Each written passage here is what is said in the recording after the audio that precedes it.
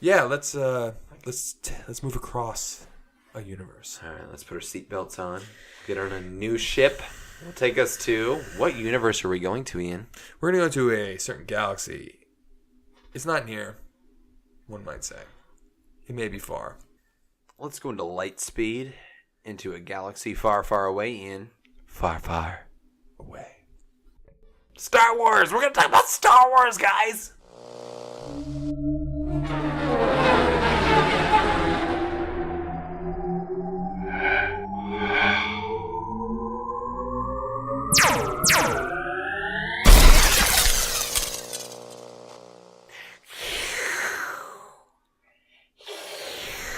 That's not how it sounds. That is exactly how it sounds. All right, so we are now in the universe of Star Wars. Ian, Disney took over the ownership of all rights, Lucasfilm Ltd. Still in existence. That is still a company, but the rights belong to Disney, who I am a huge fan of. Disney World probably 5 or 6 times in my life. Disneyland a couple times, oddly enough, being on the West Coast. Disney World's a place to go. Yep. Star Wars Land 2019. No, I cannot. I actually cannot wait. It's gonna be amazing. And let's try to get you married by that time, so that could be your bachelor party. Oh, I'm actually corresponding my when I get married, when our trust fund friend gets his money, so that I can have an all expensive paid trip with lots of friends to the scripted version of the vacation where you are like part of a story. Can I be on the itty bitty party planning committee? You can. Okay. So yes, so Disney took over the rights of Star Wars. They bought Lucasfilm Ltd. Gotta say that because that's what it looks like on the big screen when they show it. No more 20th Century Fox. Yeah, no more 20th Century Fox. That's a big deal, or at least it was thought to be a big deal and concerning to a lot of Star Wars fans, such as yourself, favorite rapper of rappers. So how would you... Well, tell us, how do you feel about the transition of Lucasfilm from 20th Century Fox to Disney? So, as a guy who is still reading all the books and just as obsessed with Star Wars now as I was before it was ever going to be said that new movies were going to be coming out, I am happy with the current direction and the work done thus far underneath Disney. One of my favorite things that I've liked that they have said is that all of the media, not just the films, is connected. And it's almost like, you're going to sell your soul. So if you're going to sell your soul to Disney and, now Star Wars is owned by this massive conglomerate and maybe some of the movies and some of the content is more catered to, the lowest common denominator fan. And I maybe want I want deep cuts and world building things. I'm willing to accept that it's not going to be, the same as some abstract book that I may have loved reading back in 2009 in order to get multi-million-dollar budget films. It's worth it to me. And so the people who are hating on The Last Jedi and all that, it's worth it. They're putting out good films. Good directors are making them. So good what were actors. you worried about when it was announced that Disney was the now controller of all property? I actually wrote an open letter, if you will, as a Facebook status. But basically, I was just hoping that people who cared about the franchise would take over. And I think that's happened. Mm-hmm. This generation of filmmakers grew up on Star Wars. J.J. Abrams, who directed Episode 7, is now directing Episode 9, is a protege of Steven Spielberg, who's one of George Lucas's best friends. And I think he did a phenomenal job, and I think he treated it with the reverence that it deserves. Rian Johnson, the director of Episode 8, people are hating on The Last Jedi, which I disagree with. But that guy is a phenomenal filmmaker. He took risks, and I appreciate him for that. But he loved Star Wars, and you can see it when you watch The Last Jedi. Obviously important. It's not a contract. The people that are going to watch this movie are not first-time viewers. They are by this movie. Well, I don't necessarily agree. I don't necessarily agree. I think that you get both, but the fan base is decades old. If I had $1 for every little girl that I see at these premieres wearing Rey outfits, I'd be a rich man. I love that, and I think they've done a great job. Yeah, at bringing. Well, they didn't grow up with Leia. Like, I mean, like, yes, there's new people, but I'm saying, but like you were saying, as a fan and as like a hardcore fan, you should be an adult about these types of realities. And I think that a lot of fans don't want to hear that. They want to see they want Supreme Leader Snoke to be some abstract character from some book they read in 1994, and yeah, that would have been freaking sweet. But then, I would have been the only one cheering in the stand in the theater. Yeah, I think that you have to make.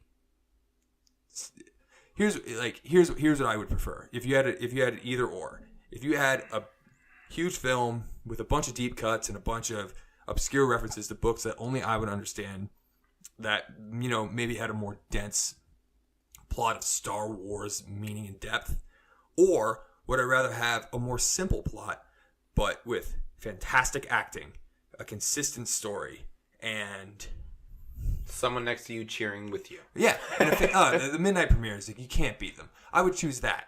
So if I could jump into The Last Jedi just off of that point, things I loved about it, I think the new actors in the new series, or the new trilogy, are phenomenal. I think Adam Driver as Kylo Ren, he might be top 3 characters of all Star Wars for me. I love Kylo Ren, and I think the actor is amazing.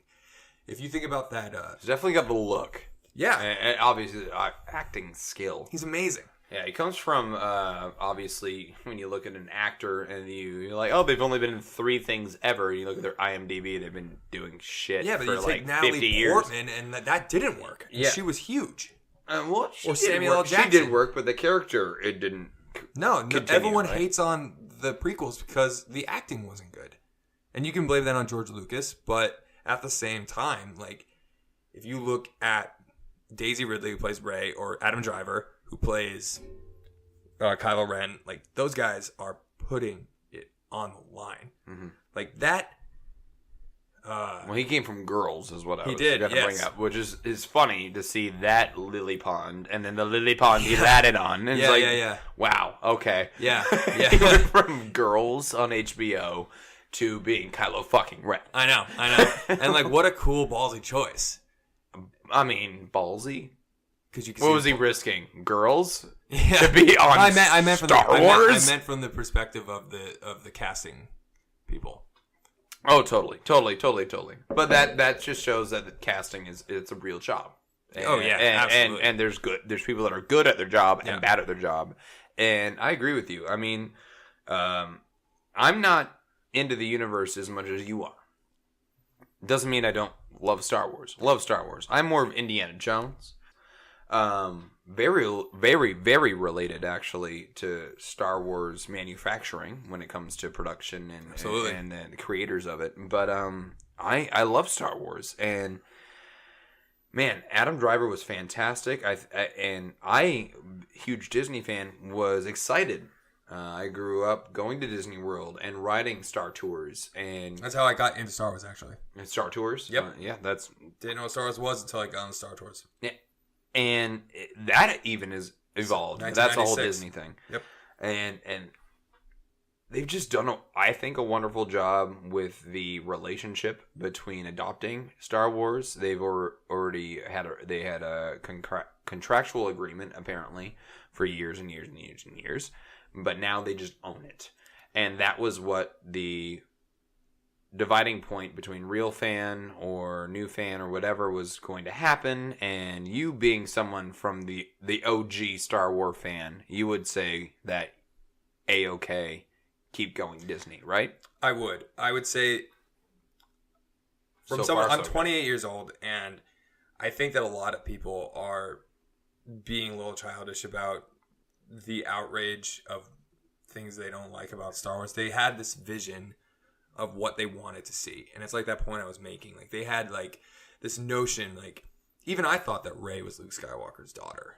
There was all these it's going to be this intrinsic detail based in these books that so you're watching the movie not knowing. Oh, I walked into that. I was and I was having this conversation the day of. I had all these points. I was oh, she's a good pilot, and Han stares at her in Force Awakens. And honestly, I still think that JJ actually was setting that up. And I literally think Rian Johnson was like, fuck you. I really do. That's his style of directing. Like, flip conventional narrative on its head. When they killed Snoke at the midnight premiere, if you follow like the YouTube community of Star Wars, there were so many theories about Snoke. It was like hashtag your Snoke theory sucks. People would be like shooting tweets. And that was when Kylo and Rey were all in they're like, in the red room. Or they're in the red room. room. Okay. And he cuts her in half. Yeah, cuts him in half. Hits Andy Serkis in half. And that was just a big fuck you to all of these stupid ass theories. I was like, he's Mace Windu, he's Boba Fett, he's Jar Jar Binks, and I'm not kidding. These were like massively circulated Reddit threads and memes and YouTube videos. And it was when that happened, I was just like, bye Felicia, like I don't need you. Like I even said, I was like, I hope Snoke dies and I hope Kylo Ren becomes the main bad guy because that's more compelling, motherfucker. Yeah, because Snoke is a one-dimensional bad guy. And everyone's like, oh, well, there's so much time they built him up. Like, not really, because The Force Awakens ends, and then there's no jump. So it's not like he was built up and there's this whole backstory. If you really think about it, the dude shows up, you don't know anything about him, and then he dies. Now, where can we see another character where you get no backstory, he shows up and he dies? Oh, the Emperor. Mm-hmm. He only shows up in Return of the Jedi. The only reason I know his name is Sheev Palpatine from Naboo is because I'm a massive fucking nerd. And I know his background. He's just the Emperor. A layman for me is Snoke was the Emperor of the new series. This new series and versus the last the whole series. point. That was the whole point why they did it. Maybe they'll take more risks and do more deep cuts for the fans later. There are some huge deep cuts in Rogue One. Like, I could get into that at some point. Rogue One's a fine film. And we will, just not in this episode. But I will mention this. While Rogue One, when I first saw it, there was like all the deep cuts and all like the cool nostalgia moments when I saw it in theaters the first time. I was like, this movie's the greatest thing. It hasn't aged well for me. The characters, which were secondary, which bleed into this, but well, they're secondary to me. When I first saw it, they were secondary to all the visuals and the nostalgia and all my predictions. And as that movie's it's been out. It came out in 2016. And Rogue One was the first Disney installment, right? No, Force Awakens was. Rogue One was the first standalone film that didn't have an episode. Yeah, didn't have an episode. Yep. And the characters are just kind of whatever. Now when I watch the movie, I pretty much wait till the third act when it's that battle, which is awesome still, and the Darth Vader scene. Mm-hmm. But Force Awakens doesn't have the best action set pieces, but the characters I'm much more invested in. And so Last Jedi, I feel like really did a good job at building up on the strengths of The Force Awakens. So to my points that I would like to talk about with The Last Jedi. Like what you liked about it. What I liked about it was the dynamic between Rey and Kylo Ren. Mm-hmm. That Force connection they had where they would be talking to each other telepathically, I thought that was awesome. And just to have like a non-conventional narrative with the bad guy and the good guy, the good girl, was refreshing.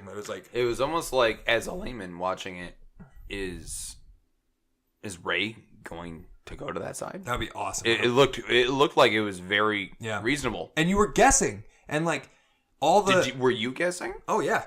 So you were sitting on the edge of your proverbial seat. I was. It was like, holy shit, is Rey going to be on the dark side? Especially after they had that battle, and he's sitting there like, and he's making his case. I'm like, what is going to happen? Or when Snope happened, it's like, oh, they're fucking on the same side. Shit. Yeah. What side are they on? Yeah. And so when Rey in one of the telepathic scenes, she goes, "You're a monster. I know what Luke did to you." And there's those flashback scenes. Yep. And the first one was false. He had to explain himself. And he goes, "Did he tell you what happened?" And he says it in such like a defeated way. Yeah. And it was just humanizing for him. And so right there, not great a single acting, by the way. Yeah, not a Welcome back, Mark Hamill. Oh God, he killed it. I got a whole bullet point for Luke Skywalker. Okay. So right there, I can guarantee you that not a single YouTuber or Star Wars pundit online was talking about how well Kylo Ren's humanity would come through in The Last Jedi. They were talking about whether or not who are the Knights of Ren, which is a throwaway line in The Force Awakens where they call Kylo Ren the Master of the Knights of Ren, and there are all these theories about where they are. They're the zombie Jedi and all that shit. And yeah, I was thinking about that stuff. It's cool, but like from a film, I'm more pleased that Kylo Ren was presented the way he was. So that is probably the one thing I like the most. There are a lot of scenes that play into the nostalgia of the original trilogy. There are just so many great emotional scenes in the film. There's so many good character moments. When I first saw it, one of the things I didn't like was Laura Dern's character from Jurassic Park. She's she's Admiral. Yeah, I didn't like her either. Well, the second time I watched it, so I really wanted Admiral Akbar, it's a trap, to be that character. I was like, he's more important to the story, like Star Wars. Does that follow the line, the timeline? No, he's there. He's in the movie. I'm layman. No, he died. He died at like a throwaway death. So when Kylo attacks the bridge and falls out, and then he even mentioned they kill him. They basically kill him off screen. Like Admiral Akbar's dead, which is kind of fuck you, Rian Johnson, on that. Like there were a couple ways they could have killed him a little bit better. I think there's been enough memes that they didn't. And so I was like, how many Laura Dern memes? Basically, I should have said that should have been Akbar doing that whole role. But after rewatching it, I realized there was some exchanges between her and Oscar Isaac, Poe Dameron, and then her and Leia that you couldn't have done with a puppet. There were just good character moments that required an actor. Yeah. And so I appreciated that. And that was an adult decision by the director, not placating to a bunch of fucking fanboys. Which, even when it's not technically a puppet, it's a human being dressed in green. Yeah, the mask is a puppet. Yeah. Well, when you're not in character acting, it's a different environment acting. Yeah. And think about all the things that people hated about the prequels. Those are all direct results of not having actors or not having real sets. Yeah, like Episode 1. Yeah. Which is probably the most... People hate Episode 2 the most. Which, fun fact, Episode 2... Clone Wars? Well, from what I understand I like it. I like all Star Wars. You like them all. But, fun fact about the Clone Wars, it is the most green screen movie in history. Most CGI. Yeah. Rewatch it. It does not age well. Like, they are walking through some, like, when they're in the cloning planet Kamino, and Obi-Wan is looking at all the armies, it just looks... It's very 2002. Kind of like the first or second Spider-Man. Yeah, I actually love that movie with Dr. Octopus. Oh yeah. But when you watch Spider-Man jumping around, you're like, God, that's bad. That's really bad. It's like claymation. Anyway, Laura Dern I thought was odd, and I'm not coming from back. I just watched her. I'm like, I'm a Jurassic Park fan too, and it's just like, oh, I didn't expect her. That's weird. Yeah. Not exactly dressed for war with her pink dress. Mm-hmm. So what didn't you like? Yeah, I just want to make a comment real quick about Star Wars. Like, what is with the promotional hierarchy of Star Wars? Like, Luke Skywalker can come in, I'm from a farm, and like, okay, we'll put you in a fighter pilot and send you in the most important battle. Or Finn from Force Awakens, like, I have some opinions about this top secret mission. Like, come on over. So the other day I was listening to a Star Wars podcast. Like, I think Finn should lead the Resistance. I'm like, where does it end? Like, well, I mean, they're all. It's a rebel. So if I like go up to, if I go over to work tomorrow and be like, I think I could lead Comcast. Like, I've got moxie. Well, I mean, one, it's movie films. It's a script created for entertainment. Suspension of disbelief. But also, I mean, it's a rebellion, right? There is no... you create a structure when you of what you have, but you kind of have to... You have to bring in talent if you think it's there, and you trust the people around you. And, when you throw the Force in there, that'll fuck it all up because, like, oh, I'm stronger with the Force than you are, and you don't know what you're talking about. And they're like, oh, yeah, you're right. You're about the Force, and if he has the Force, then I can't do shit about that. Just because this is my section, I'm just going to say that Finn doesn't have the Force, so that conversation doesn't really work. But and then also... He had intel, though. Jar Jar Binks... Finn had intel. He did. Jar Jar Binks was a fucking... What they call him? He was banished. He was in exile, and they let him lead the... attack against the droids. They wouldn't have been able to get to what was their place battle, where Jar Jar and his the capital of lived. Naboo. Oh, the Gungan city. Yeah, they wouldn't have been able to get there without him. You don't know that. They were 2 Jedi. Well, could have been. You could have just slowed him down. Well, that's let Liam Neeson, Ewan McGregor. Well, Liam Neeson does have a particular set of skills. He probably could have done it. Okay, so let me talk about what I didn't like. I like how they just did Jar Jar for a second. What was it, 2 episodes ago? That was a... Wait, what? When he was he's a senator.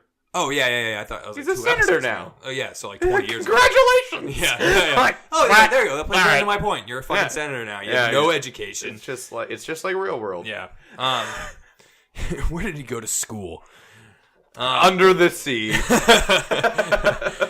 You're a senator now. God. All right, we'll have to do a Jar Jar section at some point. No, never. We could. We'll do it in 20 episodes. I own a Jar Jar toy. Like, you gotta give him something. So, battery powered. What did I not like about The Last Jedi? There was not an actual lightsaber duel. So there there wasn't. There was Kylo Ren fought a specter of Luke Skywalker, which when I saw that first time, so he comes out and he has my God. the blue lightsaber with it just broke, and I'm like, and it was and it worked. The trick and like the switch and the twist. That was a good twist, and it like when I figured out the twist and he was like meditating back on the island, I was like, whoa! But the fact that it was so jarring kind of threw me out of the movie. I was like, why does he have that lightsaber? And it's not even like I'm a nerd and I noticed little things. Like that lightsaber just broke 3 scenes ago. No, I was like, everyone's gonna notice. Dude, that. you're a nerd. A natural person. No, that was like one of the most No, hold on. The plot is based around that lightsaber in Force Awakens. Laymen should understand if they're into it. Like not like people who see the movie in like January. The point is to question it. The point is to bring you to that moment of uncertainty, because everyone watches any movie, whether it be a comedy or a drama or a scary movie or whatever, a thriller, an action movie. You're always like, oh, I bet he dies next, or I bet this happens next, or whatever. All right, fair enough. You're already thinking ahead before the movie actually happens, and that was what's the director's name? Rian Johnson. Rian Johnson basically said, "Stop thinking ahead. Watch now." Fair enough. And that is what he was doing with right that. I like that. Right that. I like that it's answer. like, just watch the fucking movie I just made.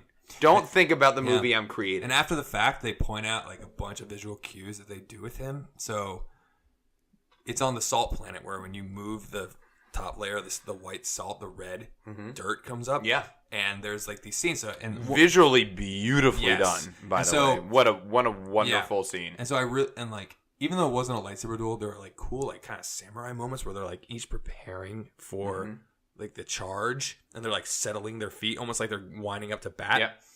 And there's a scene where Kylo twists his foot and it makes a streak.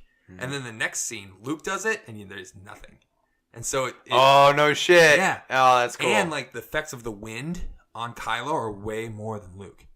And so you notice after the fact. And that's the best thing about Star Wars is like you can keep going. Good job, Ryan. Isn't that cool? Ryan, good job. Yeah, Ryan. Good job, Ryan. We support you. Call us if you want to talk.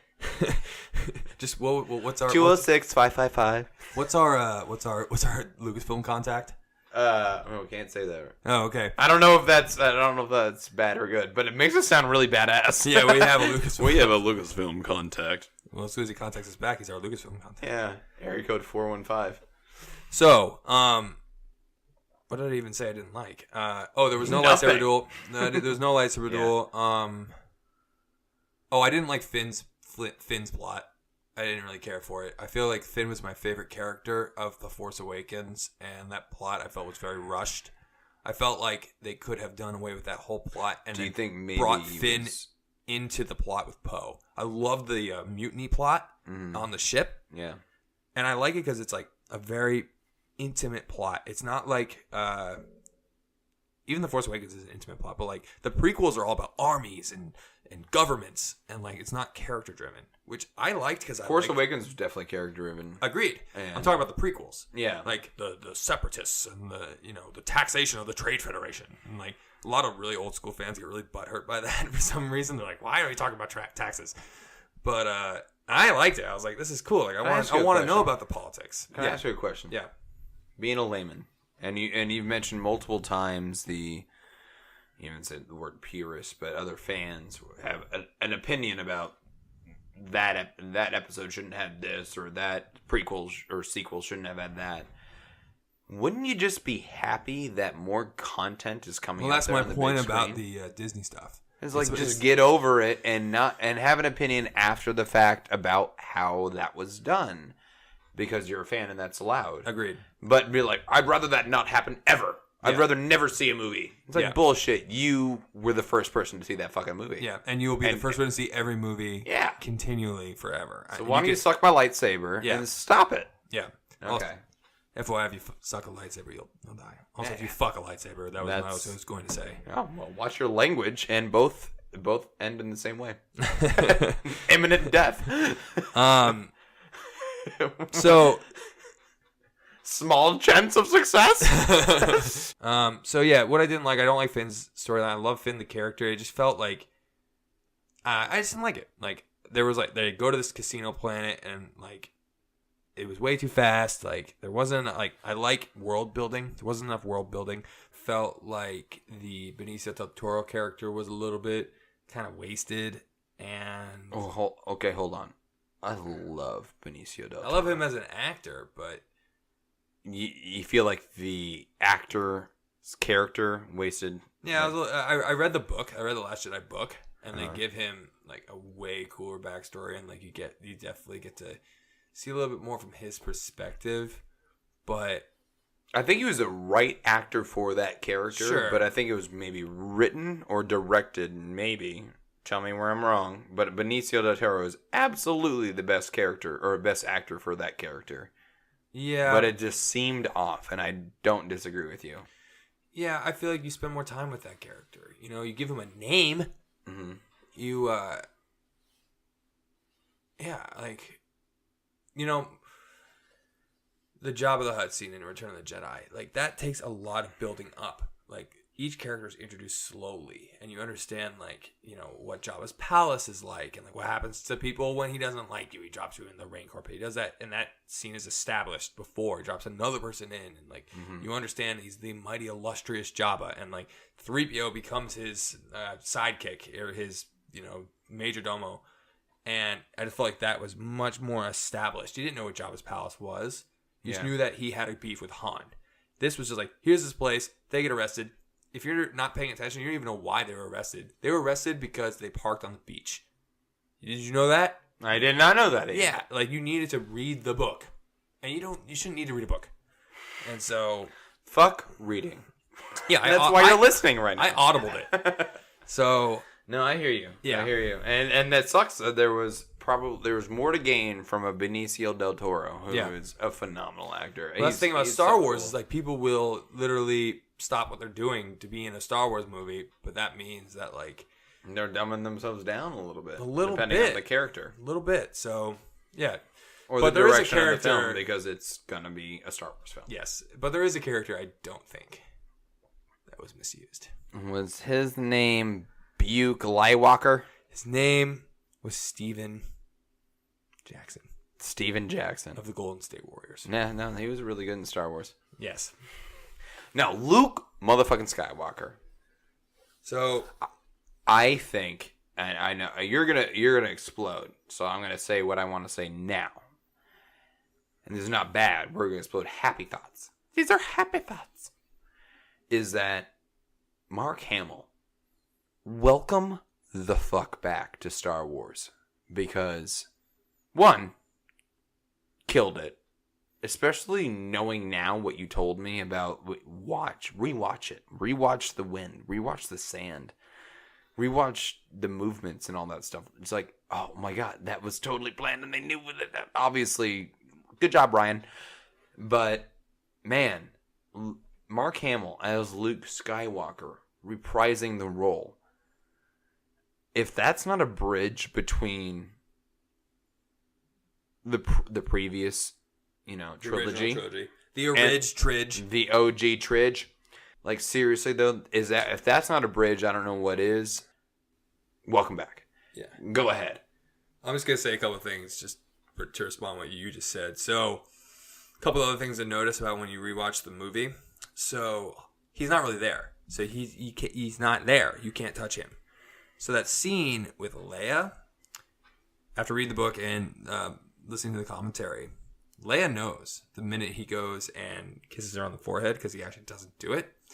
Watch her facial expressions, and he is basically the kind of double. That's meaning. really interesting. I did not think about that. Yeah, and he's basically the conversation they're all having is pretty it's got layered meaning. And if you want to talk about character moments, when he's saying like no one's really gone, and like I was crying, like it's so good. And like those guys, like Carrie Fisher and Mark Hamill, like they don't get enough credit. They're fantastic actors and actresses. R.I.P. Carrie Fisher, by the way. And they were typecast as Leia and Luke. Which is not the worst thing in the world to be typecasted as. I'm sure some of the collecting some the money. most memorable characters of any film of all time. Yeah, no. I wouldn't mind being Daniel Radcliffe, like collecting the Harry Potter money. No, seriously. Like that scene is so good. Like especially like if you rewatch the scene in Return of the Jedi where they're talking on the Ewok bridge before Luke goes to face Vader, and like Luke, he just looks like Luke. It's so good. And then he's like, no one's ever really gone. And he gives the dice to Leia. It's so good. And then he's talking about how he's going to go face Kylo, but he can't save him. Speaking of typical movie tropes being turned on their head, that like if that were any other movie or a less ballsy director, like, don't worry, I'll save you, blah, blah, blah. Be some, predictable thing. Like, to your point of, you could predict what's going to happen, but you couldn't. And it was so cool. So that moment right there, oh, it was so good. And just like his arc, if you want to talk about something that was developed, Luke Skywalker's arc in that whole movie is fully fleshed out. You get his motivation. You think you understand at the beginning, and then through the whole thing with the changing flashbacks and with the help of the Rey and Kylo back and forth is so well laid out. Dude, I was angry at Luke. Yeah. I was angry at Luke. I was like, you're our hero. How can you be like this? Stop it. Yeah. Stop it. Stop it, Luke. No, seriously. He's like, so we've already established a relationship with Ren. It's like, not only was he our hero Rey, growing up, but then for the 2 years with that last scene of Force Awakens, you expect something amazing. And you're like, what the fuck? Yeah, like Luke's just, you found me. Let's fly together back to the ship. And like, of all the predictions that were happening about Luke, like you wanted Luke to be Iron Man. All the people who were hating on Luke, you wanted him to be Iron Man. You wanted some giant CGI like spectacle of him like cutting the dick off of Satan and then throwing it into a black hole and then watching like a million American... He wasn't there the entire time. Yeah. So think about this. Which makes him such a master of the fucking Force, by the way. Oh my god, that's such a cool scene where he bent the entire fucking galaxy to think that he was fucking there. And Kylo even says to Rey the first time they're Force connected, so to establish this new power, Kylo's like, you can't do this. The effort alone would kill you. Mm-hmm. And Luke, who, according to Rey, had cut himself off from the Force an hour earlier in the film, hadn't used the Force in years, apparently. It's like it's like he turned his mic off. Yeah, that's all he really did. That's why he didn't notice Rey approaching him in the end of Force Awakens. Mm-hmm. So that's just amazing right there. That's more technically, technically, if you study the Force like I do, that's harder than chopping the dick off of Satan. So I think that the biggest beef that people have is he died. You can't kill Luke Skywalker. I don't understand that logic. But also, they wanted him to like have some crazy duel and do some amazing things. So think about Luke Skywalker. Let's just think about him for a second. Like, there's this preconceived notion of what people wanted from him. Let's see. So Luke was a guy that we've known for 40 minutes in his 20s, and we think we know this guy. We've watched him in 3 films. He was 19. According to the character, was 19, 23, and 25 in those movies. Okay. And we've known him for, 35 minutes in each of those films, if you cut only his scenes. And so we think we know this guy. So let's see what happens. The first one, he's a whiny bitch who gets lucky. And Han saves him. And he uses a little bit of the Force and shoots a missile into a hole. Second one, he almost dies by some snow. Then he flies away. By some snow. Flies away. There wasn't like a big monster that had anything to do with it. He flies away. He flies to Dagobah. Gets one-on-one lessons with basically Stephen Hawking. It's like, no, I know what I'm doing. I'm going to go fight Vader. He's like, no, don't do it. Don't. He's like, no, I'm going to do it. And what happens? He gets his hand chopped off. And gets a big-ass thought bomb dropped on him. Like, I'm your father, Luke. No! Jumps off. Almost dies. Only reason is because he, live tweets his sister. And she's like, oh, I got to go back and save him. So you got to kiss my sister again. Yeah, exactly. That's probably the only reason why. And so that happens. And then what happens in the third movie? he goes to confront his father, and the reason that he's a hero is not because of some badass thing he did. He stops fighting. He lays down his lightsaber and says, "You failed, Your Highness. I am a Jedi like my father before me." And what happens? He gets freaking lit up by the Emperor. And the only reason he lives is because Darth Vader saves him. Mm-hmm. So this is the Luke Skywalker that we want to come through and, Bruce Lee it. So I get what you're saying. So this is not a character that's got. They wanted a shallow aesthetic character. They wanted him to do things as opposed to getting to actually see Luke Skywalker for who he is. So he does. So it's credit to Rian Johnson. Takes a trope and flips it on his head, but also adds a human element, just like Rey and Kylo. So Rey, Kylo, and Luke, those three characters are done flawlessly in The Last Jedi. Luke Skywalker does what you'd think he would have done. Starts a new Jedi Order. It goes horribly through situations out of his control. And in a moment of weakness, he ignites his lightsaber.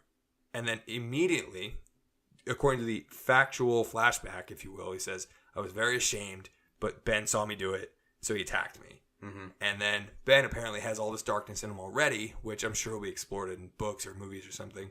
And Ben is Kylo. Yes, Ben For Solo. all is the Kylo other Ren. layman's out there. So what does Luke Ben do? Solo is his name. Yes, exactly. And so what does Luke do? He realizes, this is all for naught. I should go. The best thing I can do for the galaxy, the most selfless thing I can do for the galaxy is go and die. Because this knowledge needs to die with me. And how can you not feel for the guy? If you can suspend disbelief for a moment and believe that the Force is a thing, and he saw in this guy's future, he saw factual things. It's like the paradox. Like, would you kill baby Hitler? Yeah. Yeah. Like, would you? And then it'd be really hard. And then all of a sudden, if you fast forward to 1944, like, oh man, I should have killed baby Hitler. Yeah. So with him, coming around and then doing what he did to he invests back in the cause. He has that interface with Leia. He gives her the dice and has that conversation, and then faces off Kylo Ren to give them the chance to escape. I just think that was a really, really great scene, and he'll be back in Episode 9 as a Force Ghost. We haven't seen the last Luke Skywalker. Well, death doesn't mean anything in Star Wars. Yeah. That line, "No one's ever really gone." Mm-hmm. Holy shit! Yeah, that line was so good, and God, it's so good.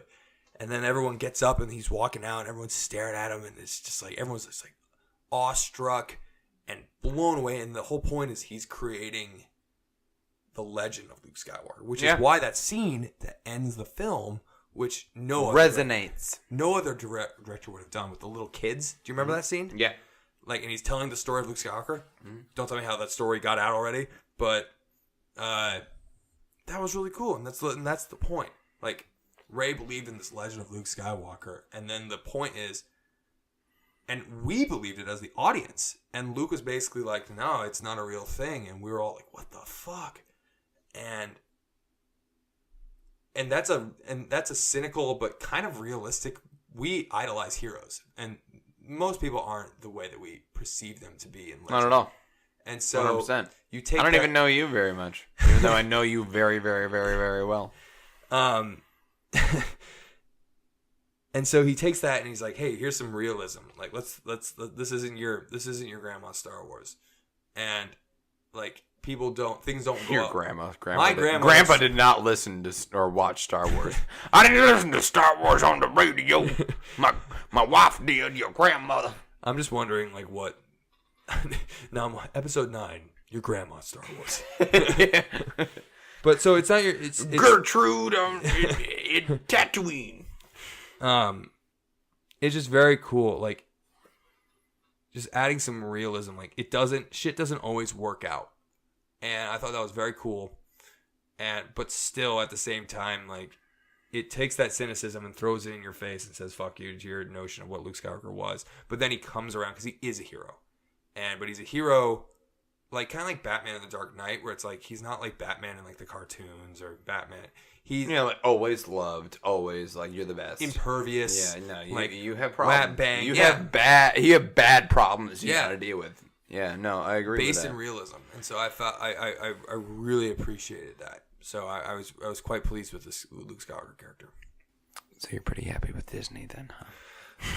I am. I wish that they would come out with more movies. No, I wish they would break away from like this 15-year time span that they really are focusing on right now. Like they have the new movies that are coming out, but then all the comics and the books and the video games are all between episodes 3 and 4. And I want them to do another Knights of the Republic, like badly. Oh my god. So I also wanted to say one thing, Ian, is that while you were talking about that, all of Star Wars, there's a huge correlation between the Star Wars, not lineage, not the way things happen, but there's the canon. It's the canon. Not even the canon. The Matrix, Neo. Oh yeah. Luke Skywalker. Yeah. Is Neo. Well, it's Joseph Campbell. It's the hero's journey. It's the hero's journey. Yeah. Yeah. And but not so much in the new series. Ryan Johnson's like hero's journey. No. Boom. Yeah. What I'm thinking is refusing the call to action. Can Disney buy Matrix? Can you buy that? I don't ever want cross media crossing with Star Wars. No, I don't want that to cross pollinate itself. I want more Oswalt Matrix. Parks and Rec thing. Like no way. You know what I'm talking about? Yeah, no, I don't know. But I was just it just popped in my head that Neo is Luke Skywalker. Oh, 1,000%. Sure. And I would love a continuation. Just like I want Star Wars to be kind of like 007 James Bond. In what way? That it'll never die. Yeah, no, I agree. If it's done correctly. Before Disney ever bought Star Wars, a friend of mine once brought this up. Star Wars has kind of transcended just like a single story or a franchise. It's become, I would like it to have the kind of same breadth as like the whole concept of a Western, for example. So you take a Western, and no one says like, a Western. No one just, yes, but that's not the point I'm trying to make. The point I'm trying to make, no one just says, I'm making a Western movie. It's like, I'm going to make a heist Western movie. I'm going to make a war Western movie. What if it was like, I want to make a gangster Star Wars movie, and it's on some backwater planet, and Luke Skywalker's not in it.